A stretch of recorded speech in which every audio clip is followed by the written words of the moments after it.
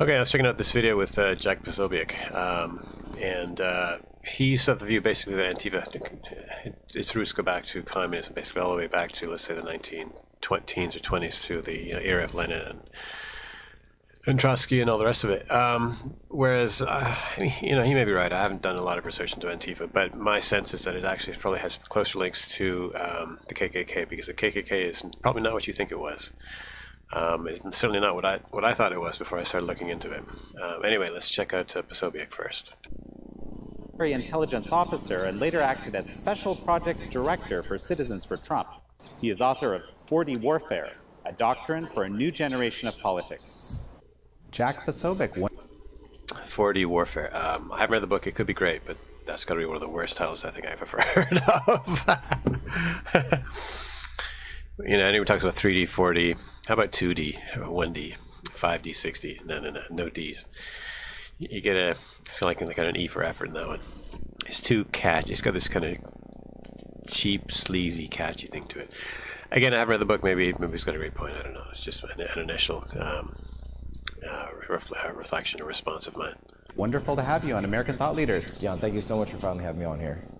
So, let's talk about... Can I shake somebody's hand too? You've actually been assaulted by... Yeah, I always love to do these kinds of things. These TV shows, the documentaries where they walk up to the house, and pretend they're there for the first time, knock on the door. Hey, how are you? Lord, so staged. By Antifa. You have exposed Antifa. You've led to Twitter banning Antifa accounts. You've written extensively. You've compared Antifa to the Red Guard in your book, 4D Warfare. Why don't you break down Antifa for us? They are the street forces that are pushing the front line of communism, not through dialogue, not through learning, not through facts, not through persuasion. They are the militant wing of communism. And no, you may be right. You may be right about that. I don't know. It seems a bit dramatic for me. I think Antifa is basically going to go nowhere. We've been through the 60s. There's been waves of radicalism in the United States before, even before the 60s as well. Back at the turn of the century, Carrie Nation, the movement for the temperance movement, and so on and so forth. So we've seen these movements come and go, and I don't think Antifa is going to last either, for that matter. But more importantly, I think Antifa, again, it's much more primitive. I think the idea that, I may be wrong. The thought leaders of the movement may be compelled by, they may find Marxism, whatever else, compelling, because they're ignoramuses and haven't really tried to understand the world around them. And Marxism appeals to basically to people who are enamored of melodrama, people who watch too much Hollywood. They want looking for a good guy and a bad guy, and Marxism gives you a good guy and a bad guy. It's basically a way of dodging the complexity of a system. A real system requires nuance, feedback loops, cause and effect, and the flexibility to apply a system, see if it actually works, or it doesn't work, to analyze it, figure out what's going on. It's not tedious. It's actually really fascinating if you're smart. And anybody can do it. I just say if you're smart. I don't mean that I or somebody else is particularly smart. And anybody can do it. You just have to get into it. It's like figuring out jiu-jitsu. It's fun as hell. It's complicated. It's counterintuitive.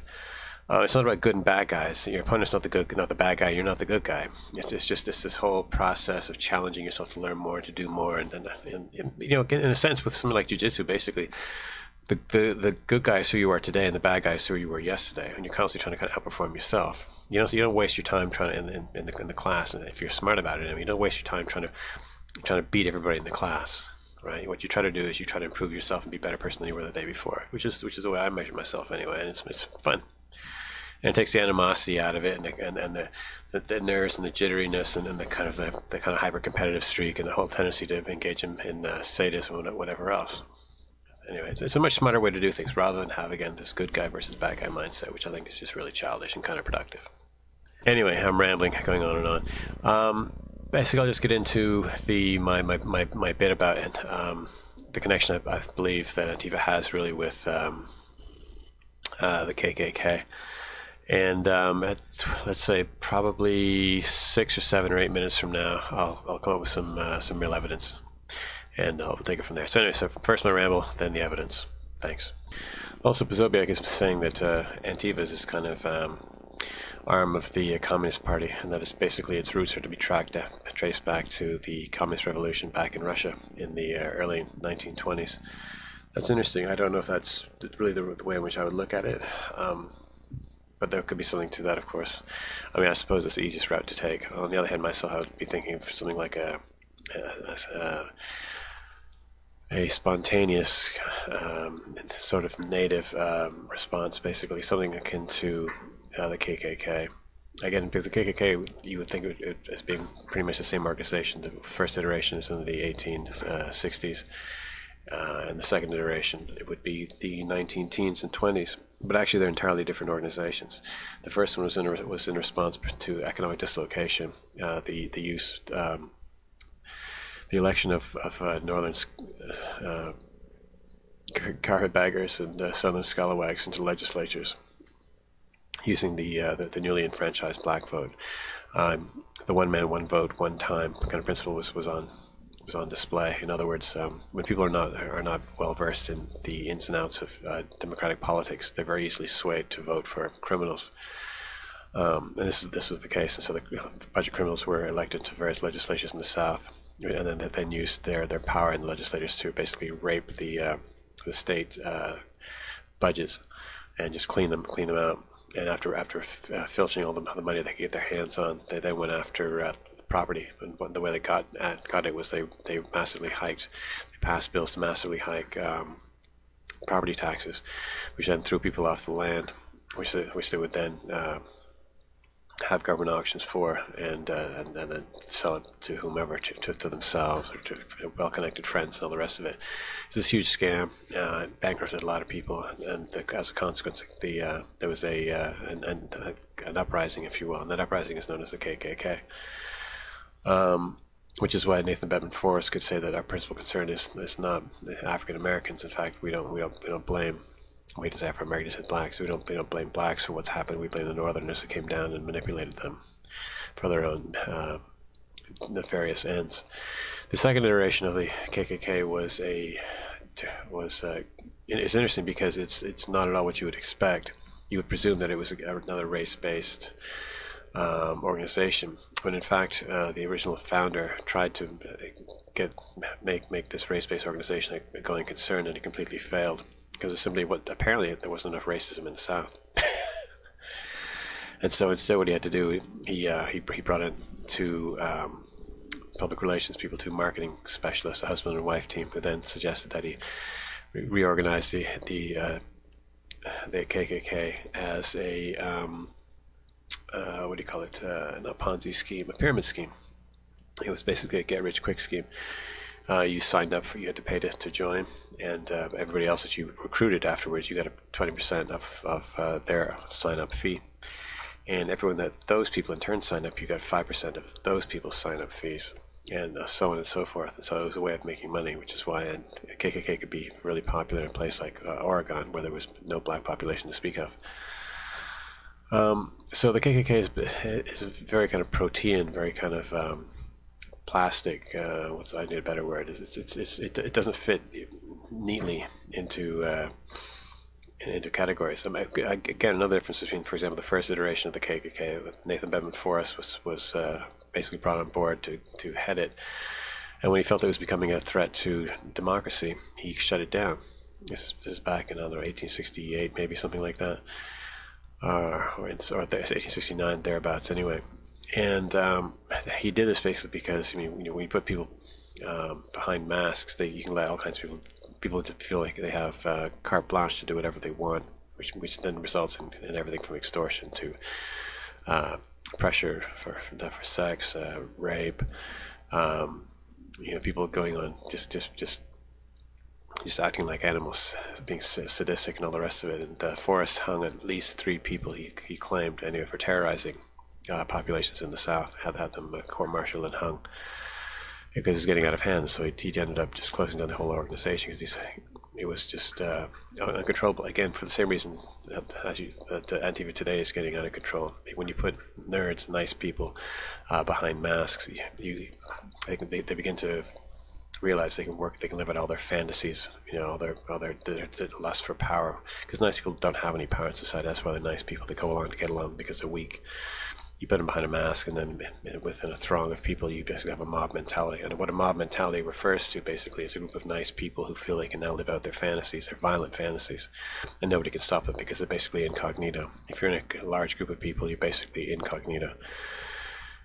When I say large, I mean hundreds of people. It's hard to kind of identify who did what, when, where, how, etc. And that's what the mob gives you. It gives you, what's the word? It allows you to be incognito. That's another word for that. It allows you to be anonymous is what I was trying to say. Anyway, so, what am I getting at? So anyway, I guess I would think of Antifa as basically being KKK version 3. In other words, it doesn't need to be. The first KKK was stopping corruption. The second KKK was basically a guy who wanted to get rich in Georgia, who established a foundation. Basically, he's like L. Ron Hubbard, basically, or like Karl Marx. Karl Marx is basically the L. Ron Hubbard of economics. Karl Marx and Engels, they were both a couple of con artists who wanted to come up with a cult which is based upon economics. It sounds weird at first, but look at how successful it's been. It provides an end-of-time scenario where there's a lust for power is satisfied, right? There's a melodrama, there's the good guys versus the bad guys kind of thing. Why am I bringing that up? I don't remember. I guess what I was getting on about was just a different nature of the organizations. Anyway, one was about stopping corruption. The second was a get-rich-quick scheme for everyone involved who got in early on in the scam. And although in the fullness of time, everyone's come to blame or to associate the KKK with one thing and one thing only, and that's basically anti-black activism. But if you actually take a look at it, it's not nearly as narrow as that at all. And in fact, what's funny about this is Nathan Bedford Forrest said, "We have nothing against black people." If you look at when the Mobile, Alabama KKK came out, one of the first things they said was, "We don't have a problem with black people." So you have this really funny situation where they are an organization which in 2019 was thought to be indubitably associated with anti-black activism. In both of its earlier phases, they both said, "We don't have a problem with black people." I mean, whether you take this claim at face value is another thing, of course. But my point being is they both said very publicly, "We don't have a problem with this community." Did they? One presumably they did. Okay, but was that race-based? Was it this? Was it that? It becomes very complicated very quickly, and in a very interesting way. I'm not trying to muddy the waters and say, by the way, I'm not saying that KKK was not focused on black people. I think it was, but what I am saying is that it's very interesting to try to figure out what was really going on. Because a lot of times people will use the nearest excuse available in order to facilitate their ends, their drive for power, or for money, or for fame, or notoriety, or to live out their fantasies, this kind of thing. Like with Antifa, I mean, how many of these people actually believe in communism, and how many of these people are just simply want to be part of some exciting movement? They want to get laid. They want to have this kind of Fight Club scenario. They can live it out, and all this. All the rest of it. How much of the motivation is that, as opposed to ideological, right? There was an Antifa leader, a guy who's come out, he's still associated with Antifa, but he's no longer a movement. He's a professor now somewhere, and he was basically saying the primary motivation for everybody was just the excitement, the thrill of getting into an organized fight, a melee kind of thing, and just feeling alive, which I can totally relate to. I mean, when I was a kid, I used to get involved in. I was involved in vandalism, not because I wanted to destroy things, but because I wanted to be chased by security guards because of the thrill. I was 10 years old. I did it 10 and 11, I think it was, and did this for 2 summers in a row. Got chased numerous times. It was wonderful. Was I a communist? No. Was I fighting the man? No. It was just the cheap thrill of being chased and the excitement of, what if you really got caught, what would happen, and all the rest of it. It was just the thrill of it. There was one video I kept looking for. I must have spent over a bloody hour looking for it. I couldn't find it, and it was you may have seen it. It's this guy. I think he was an associate professor now. He's teaching somewhere, and what was interesting about the interview was that it was pitched as being an expose of that. What really motivates people in Antifa is basically the sense of excitement, which is exactly what I would predict. The idea that the average member of Antifa is thinking about oppression and Marxism, whatever else. They can mouth the phrases. They can kind of excuse, rationalize what they do. Kind of in the same way, for example, when I was a kid, I used to shoplift. I mean, there was a store I used to steal from all the time, and it was really satisfying one day when there's some chocolate that they'd had on sale. It turned out they threw it out, and it was all in the back, and it was kind of infested with mealy bugs. Right, and I was like, yes, they are evil, which then meant I was entitled as a 10-year-old to steal from the store. Right. So I could have, if I would known enough, I might have even pitched my stealings as being, fighting the man, pushing back against oppression, doing my thing to give capitalism a kick in the ass. But of course, it would have been total bullshit. I just wanted to steal shit because my dad didn't give me an allowance, right? And in his own way, he encouraged me to steal. Actually, bizarre as that may sound to most people, but anyway, that's the way it was. I would have loved to have had an even better excuse. And but these Antifa clowns, is basically what it is. It's just an excuse. The real thrill is the excitement. Because I don't have the video, I can't show this to you, and I really wish I could. But what was interesting was this guy said he was in the interview, he was this associate professor or whatever. He was no longer in Antifa, although he was still affiliated with it. And he had this kind of look in his eyes, and he was talking about it, about the movement and everything, and it was cool. And, me and my dudes were getting out in the street and, just messing it up with these fascists, yeah. And it was like so cool. Our dudes would like hit their dudes, and smack them up, beat them up, and rough them up and everything. And we're doing our part, to push back against unfairness and fascism in society. And there was this level of excitement in his eyes that was just going on and on and on. And it was just kind of like really childish. It was really what it was.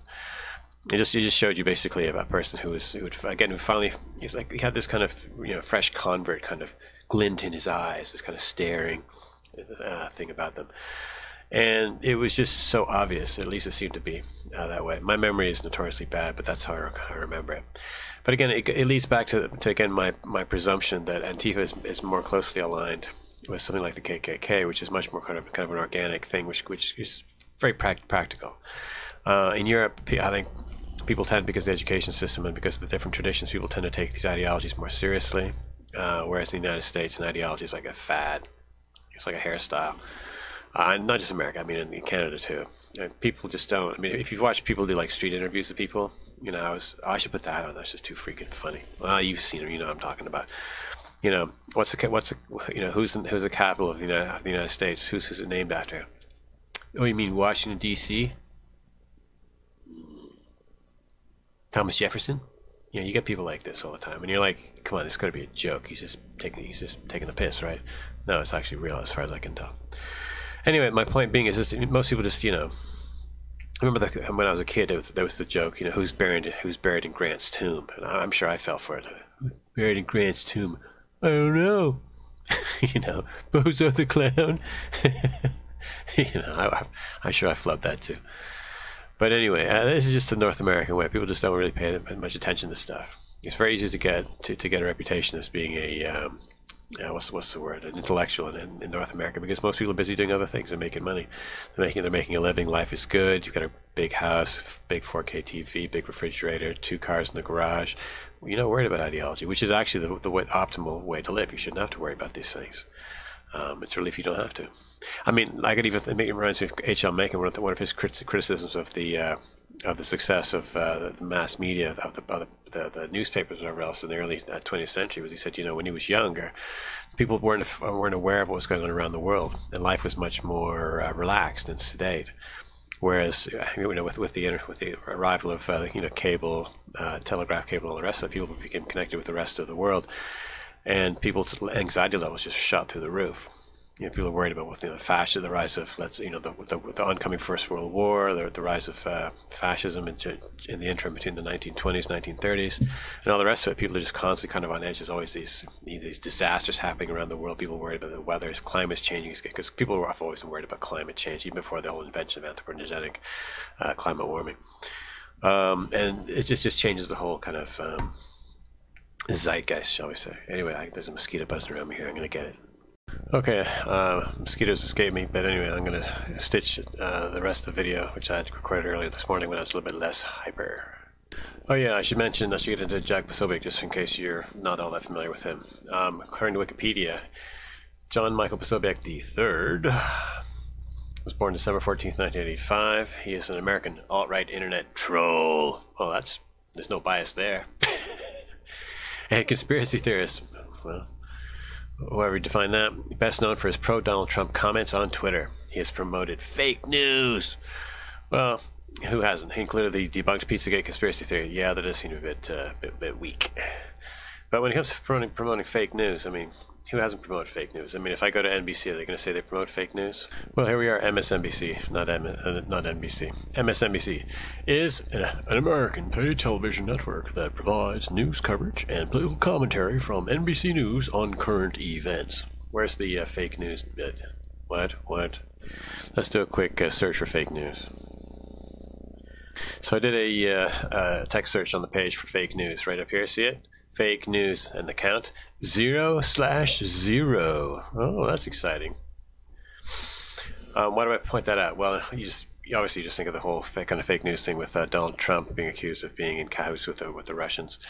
But other things too. I mean, you think of something. If you're my age, it takes you back to, let's say, the 1980s, when everybody was talking about how Africa's population was going to implode, that Africans are going to basically go extinct because the rates of HIV were something along the lines of, depending on the country, from 15 to 30%. The population is just going to go whoosh, is going to vanish. It was going to go from being the quote-unquote dark continent to being the empty continent. Well, really, is that exactly what happened? Let's take a quick peek-a-loo. Africa population live. 14, 15, 16, 17, 18, 19, 20. 1,320,000 or 1,757,526. And the population since 1960 has gone kazoom, baby. But what about all the fake news when Africa was supposed to be dying out? Homo sapiens was going to go extinct in the area, in the place of its origin. That was fake news, as anybody who knew anything about AIDS science knew at the time, because the in a nutshell, HIV tests don't test for HIV. They test for cellular debris. Neither the ELISA nor the Western blot test tests for HIV because it'd be too expensive. They test for proxy, which is, again, cellular debris. Anybody with pure blood, if you take pure blood and administer an HIV test to pure blood of anybody on the planet, you will test positive. It has to be diluted 400 times, okay, down to 1/400th, okay? And basically, the only people that are testing in Africa were pregnant women. And pregnant women, when the scaffolding for which is required, if you will, the biological scaffolding for building a baby is being built up, knocked down, not built up, knocked down. You have a lot of cellular debris. The only people who are going for blood tests in Africa, really, in the sub-Saharan Africa region, were pregnant women. So you had a false positive rate of 15 to 30%, which then led to these idiotic, ridiculous news stories that were debunked right from the get-go by intelligent people. But who cares? It's fake news and it sells. So it went down in history. So anyway, but don't worry, Jack Posobiec, he's promoted fake news. There we go.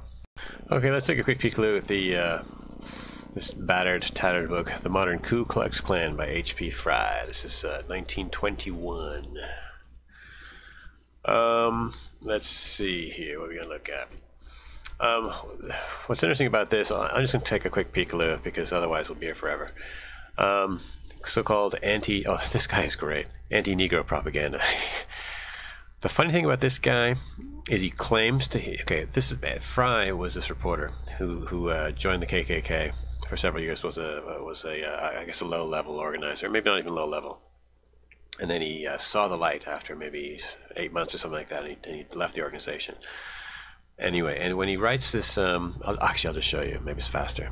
What's funny about this, hold on. What's funny about this is he starts out, this is his chapter, Anti-Negro Propaganda.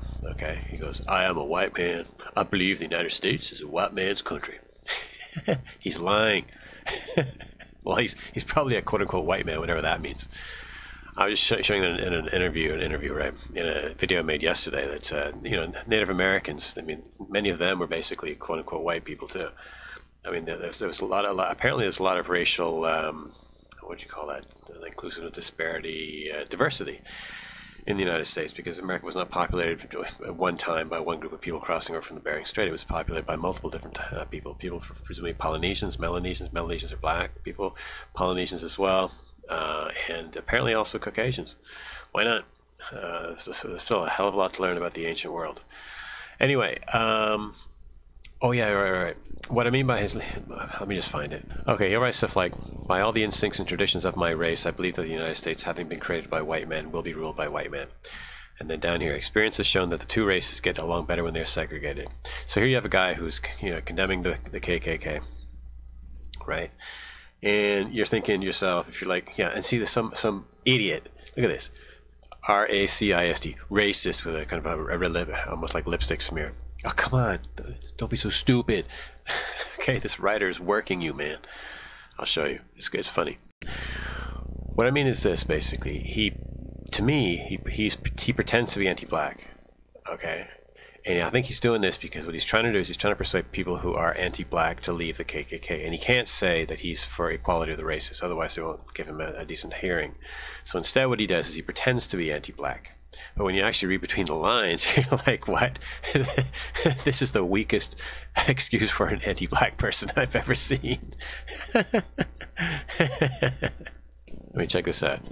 Chattanooga is a large and important manufacturing center, and many of the big plants employ Negro labor. A Negro workman possessing the skill and ability requisite to hold his position can work at his trade in Chattanooga, and as a general rule, the laboring classes of the Negro race are industrious, contented, prosperous, and happy. In talking, okay, so you presume that if somebody's a white racist, that they're going to say that the quote-unquote Negro race is not going to be industrious. They're not going to be prosperous. They might say they're content or happy because they might think they're being simpletons or something. But this is not the case at all. He's saying they're hardworking and they're prosperous. In other words, they're not somehow lesser human beings. They're basically equal. And this, again, is further bolstered by, in talking with men closely identified with the manufacturing interests, I learned that the feeling of discontent and unrest is taking the place of the Negro's former attitude, and that should the Klan succeed in gaining a substantial foothold, it will mean the emigration of large numbers of Negro laborers to northern states, which is, of course, what did happen, a thing that will seriously cripple the industrial life of the city. I found that the Chattanooga manufacturers, almost to a man, were absolutely opposed to the idea of having a Ku Klux Klan in the city. So in other words, the industry is just going to collapse if the black laboring class leaves. But I thought the blacks were decadent. You see what I mean? This is the weakest kind of, it's totally weak sauce when it comes to racism. Okay, maybe you think, okay, well that's not enough. My evidence is it needs to be more compelling. Well, here you go. He writes, next paragraph. I believe that if left alone, the Negro will work out his own salvation. What? I thought you think they're hopeless. You're supposed to be, anti-black. The history of the South for the past 50 years shows that the Negro has been a most important factor in the development and upbuilding of the section. In other words, the South has risen back into economic prosperity largely because of the contribution of black people. This guy's not anti-black. Again, my experience and observations on the race question has convinced me that in 99 cases out of 100 where friction, serious or trivial, has occurred between the white and Negro races, it has been due to lower classes of the two races. Between the better class white men and the better class Negro, there is, and always has been and always will be, the best of feeling. I've often had northern people say to me, you southern people hate Negroes. I always hasten to correct the statement by replying, the best people of the South not only do not hate a Negro, but they hold him in high esteem. Yeah, again, I'm supposed to be talking about Posobiec, but it's hard not to keep going on with this stuff. The Hollywood thing is that everyone in the South is racist, blah blah blah blah blah blah blah. But in actual fact, things are so different from what you expect.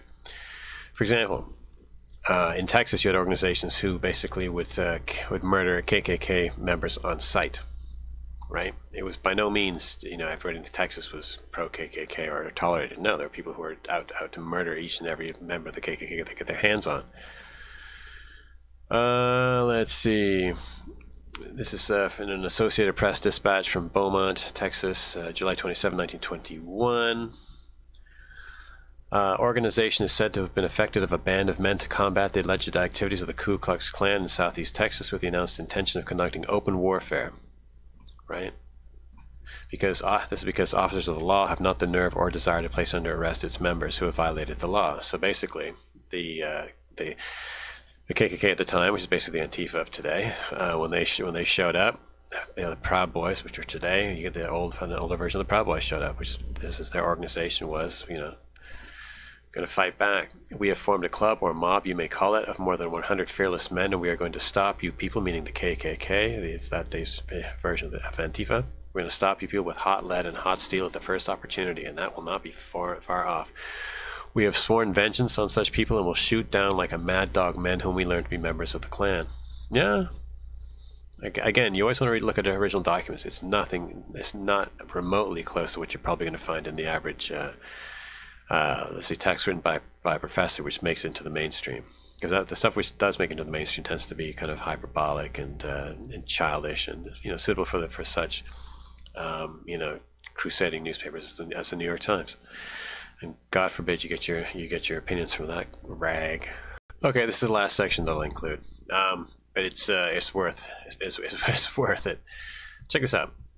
The first instance of lawlessness that developed in Mobile, Alabama, was when the people of the city awoke one morning in the spring of 1921 to find the Ku Klux warnings on many billboards, trees, and telephone poles, and in other public places. Most of the people laughed. Did you expect him to write that? I didn't. Most of the people laughed. I mean, what? Today it's like, oh my God! 50 KKK show up. I mean, in a country with 330 million people. Oh, cheapers! Come on. In the real world, most people laughed. These fucking KKK bozos. Right? It's a totally different scenario than you expect. Anyway, at least it is for me. Okay, so let's see. They start going on blah, blah, blah, blah, blah. Okay. I was going to go directly to the thing, but anyway, this is funny. A northern exodus of black Americans was threatened, but with all the excitement, the newspapers of the city remained silent, and not even printing the notice found stuck up about the place. So in other words, the KKK went around slapping up posters like Antifa would do, whatever. And the local newspapers are like, yeah, we're not covering this bullshit. And the writer, who's also from the South, is of the opinion the average person would have been laughing at it, at this clumsy, these bozos, right, running around in bed sheets, right? Okay, although a New Orleans paper carried the story, which was read by the Negroes of the black people of Mobile, fearing the action of public opinion, Emperor Simmons, this was the guy who, this is the head at the top of the pyramid scheme. This is the get-rich-quick guy, right? He revoked the charter of the Mobile Klan. He's like, I can't in the way of my money. You've gone too far. My revenue's going to dry up, boys. I mean, the KKK was an awful business, of course, but I hope you see the comedy in this, right? I mean, it's just ridiculous. I mean, the way to approach this stuff really is with gallows humor. There was an excellent movie about Stalin. It's called Stalin's Death, or The Death of Stalin. It's a comedy, so it mixes all the worst aspects, the kill lists and the constant executions with high comedy. It was great. It's fantastic. Anyway, so I think approaching this with a sense of humor is the way to do it, while remembering how serious it really was, of course, at the same time. Okay, but check this out. The KKK's warning read, Law violators. This is the first and last time that we will warn you. You must either heed this warning or take the consequences. Blah, blah, blah. This warning, up here, is for the taxi drivers, street smashers, bad women, shinny dealers. Wait, what? Is this English? Gamblers, thieves, loafers. Loafers. I mean, if you ever wondered how come nothing happened in America in the 17th century?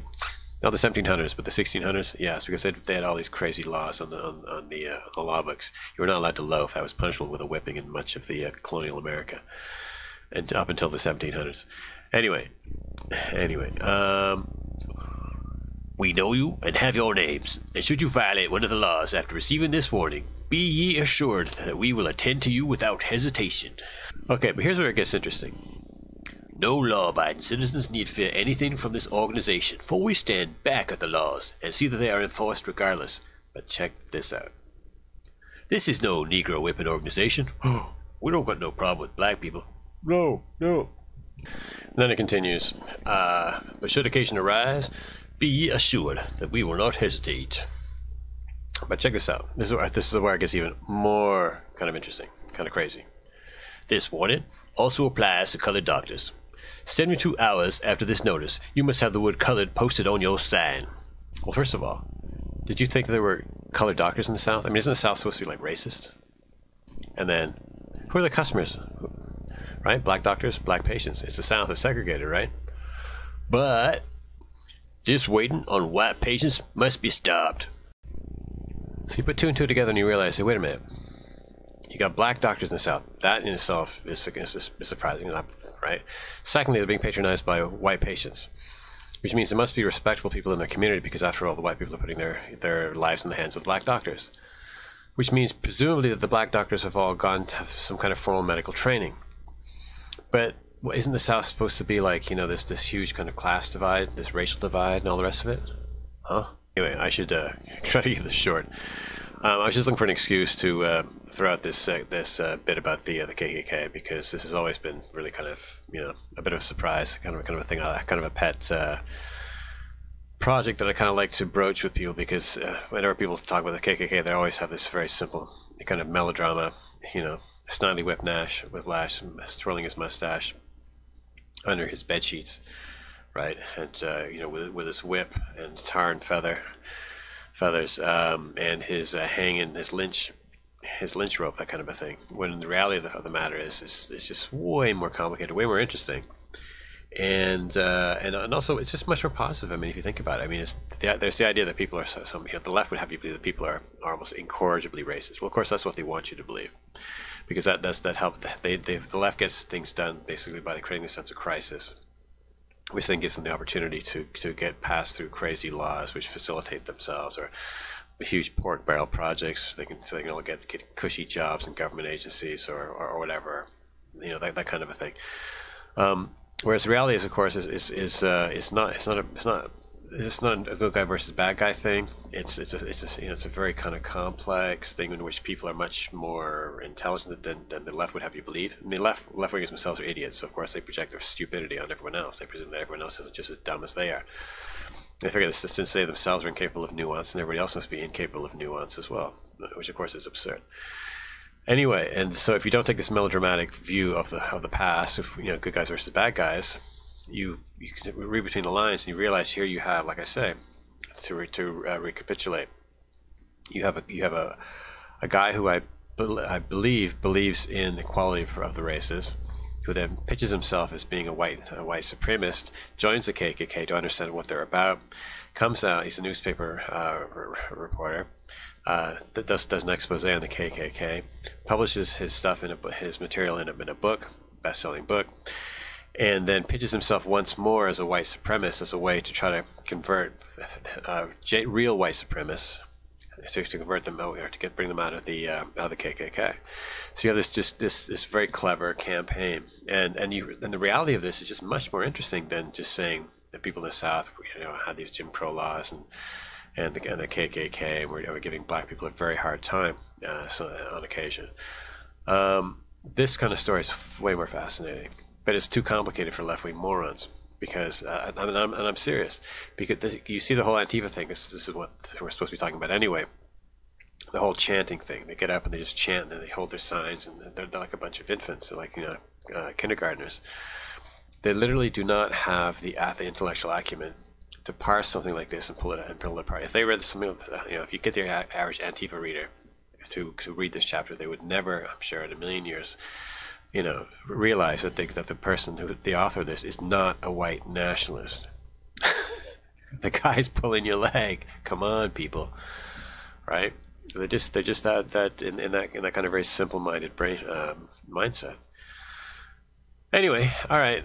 So I'm kind of in a low energy bit right now. I had recorded this extensive kind of high energy bit, but I lost it. It sucks. Whatever. It's still part of the video making process.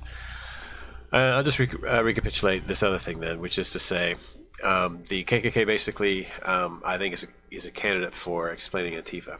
You have the hiding of the face.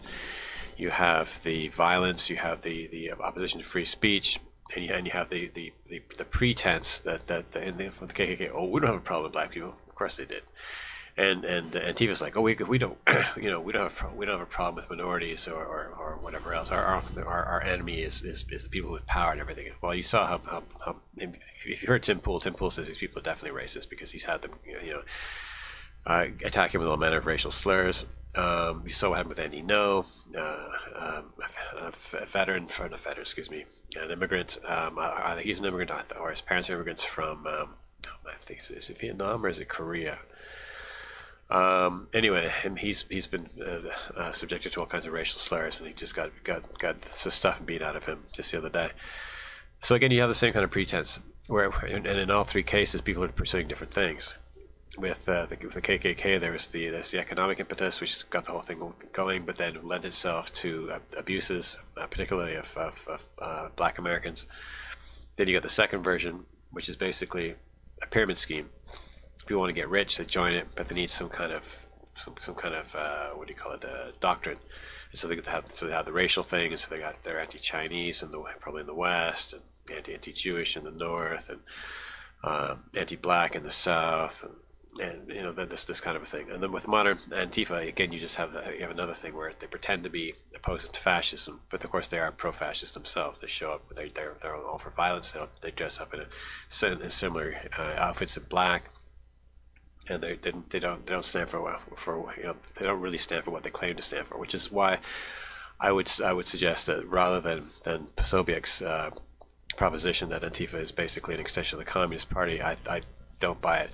They need some kind of a doctrine to front themselves, but I don't think it's what they're not going to stick with the doctrine. They're way too shallow. As I mentioned earlier in the video, I mean, in America, life is good, and people are not going to stick with that in large numbers. And the average person is not really situated to become an ideologue, because America life is too good, or as opposed to Europe, where life was harder before and where ideology plays a much larger role in people's conversations. Anyway, all right, I'm going to cut it off at this. I hope this is something useful. I hope this was kind of fun, and I hope to see you next time. Bye bye.